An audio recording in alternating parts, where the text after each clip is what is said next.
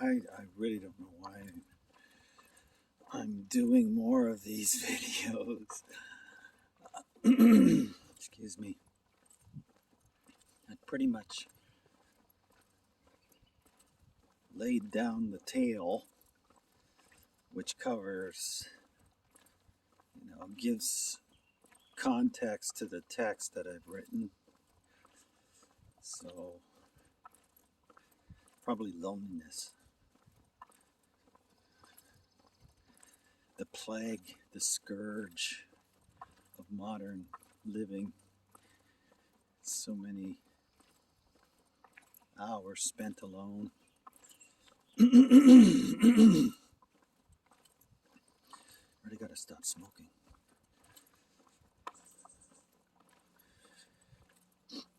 So this will be the video context to the written text that nobody reads or watches.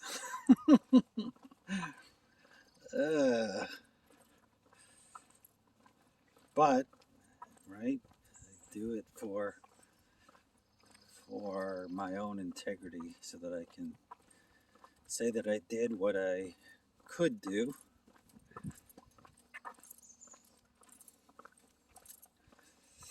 Before God. It's done. What a strange age. Strange. I guess all the ages are strange, but this one is it's like it's like a time of judges, like in the Old Testament. There's different ages. Time of Judges, time of Moses, etc. The age of Christ, the age of the church, the apostolic age. And then, right, so the 5 big Orthodox churches, Catholic Church being one of them, the age of kings with the Catholic Church. And then it started breaking down about 500 years ago. Still was an age of kings. But then with the revolution, the age of kings came to an end, and we entered into what looks to be an age back to an age of judges, where everybody does what is right in their own eyes. And there are godly people rise up individually here and there and everywhere, and create churches or movements, and people join this and that movement, doing what is right in their own eyes.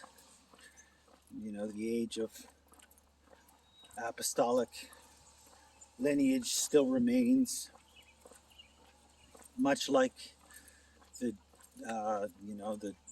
Jewish nation still remains. The apostolic churches that can trace their existence back through an apostolic lineage, they still exist, but they're largely they're not powerless, because they have a great deal of influence still, but they're powerless in the sense that the Spirit doesn't really seem to gotta fix that.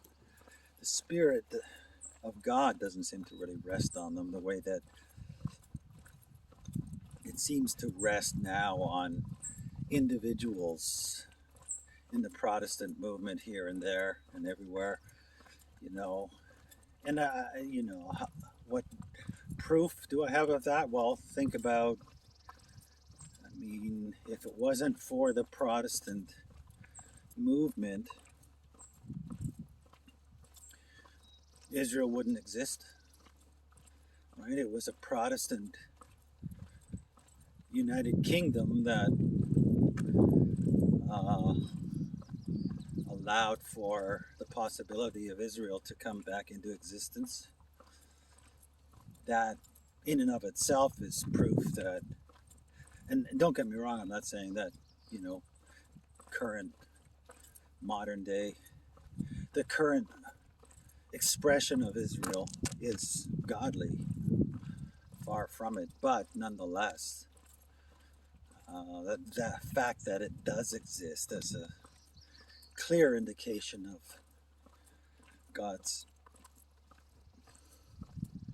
sign, political sign, social, whatever sign in the world is, in my opinion, is incontrovertible, and that is certainly an indication that the Protestant era is that's where we're at, and that's what God is about. That's what He's up to. You know, I mean, if the world, if the West, in particular, was still Catholic and Orthodox, Israel wouldn't exist. It only exists because of the Protestant movement.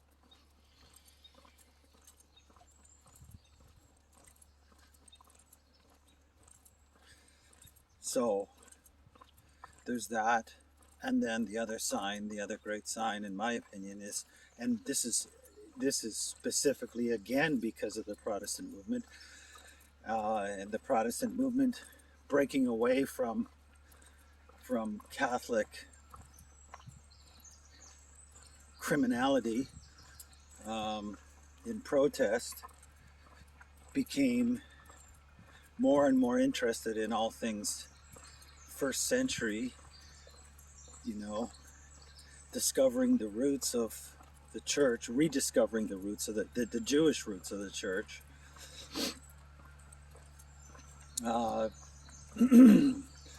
So not only did Israel come to exist, but Jewish believers in greater and greater numbers began to reappear in the church. And then, of course, because of it being a time of judges, new churches popping up like you know, just wherever, whenever an individual would get a new vision of God, a new church would pop up. Then we actually had Messianic churches popping up all over the Protestant world. And this has led to Jewish churches run by Israelis. And now there's an Israeli population, I think it's like 1% or 2% of the nation of Israel, that are indigenous Israelis that are believers. And so we have come full circle where the divorce between Jew and Gentile is being amended. The divorce between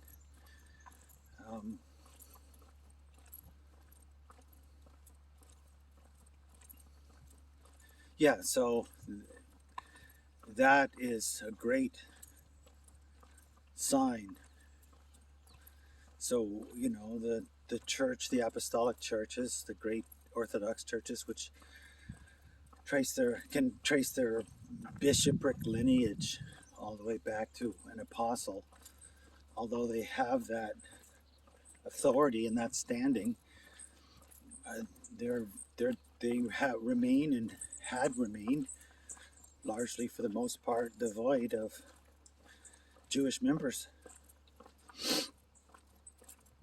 But in the Protestant camp, there are a great number of Jewish believers who can help the church rediscover its Jewish roots, and can help Israel proper rediscover its Messiah. So, in that age, that to me, that seems to be a legitimation of the age of judges. So even though the Protestant churches can't trace they don't have apostolic lineage in their churches, so their roots, they don't have the roots, they have the flower. So they don't have the roots of the thing. They've gone full circle, and they have the flower of the Spirit, the flower of the thing. They're on the cutting edge of what God is doing in the world, and it's because of these other churches that they can take advantage of, and then leave in protest because of their lack of the Spirit of God moving in, that so they can take advantage of the canon, the Bible. They can take advantage of the age of the Bible, where the age of the Bible was was created. They can take advantage of the churches that still remains, much like the Jewish nation still remains, and they can use that freedom based on standing on the shoulders of the greats who were on the cutting edge at one point, but not any longer.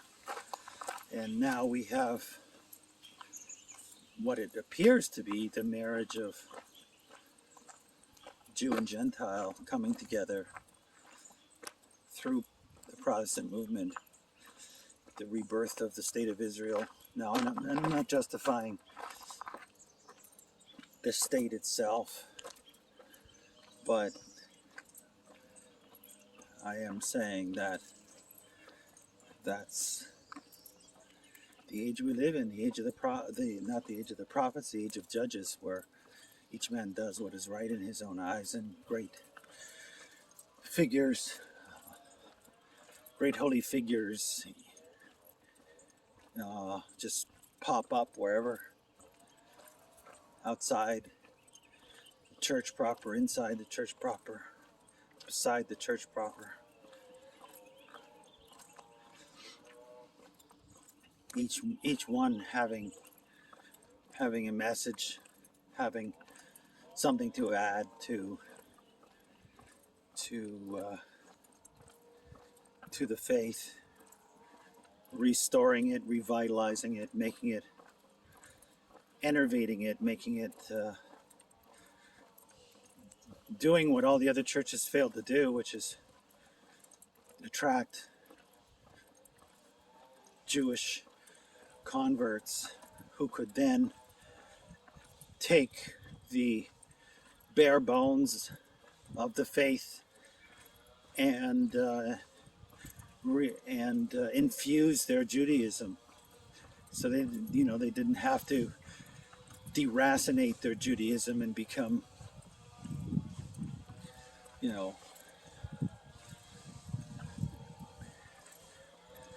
to embrace Messiah in the past for a Jew would be to give up being Jewish. Now that's not the case at all.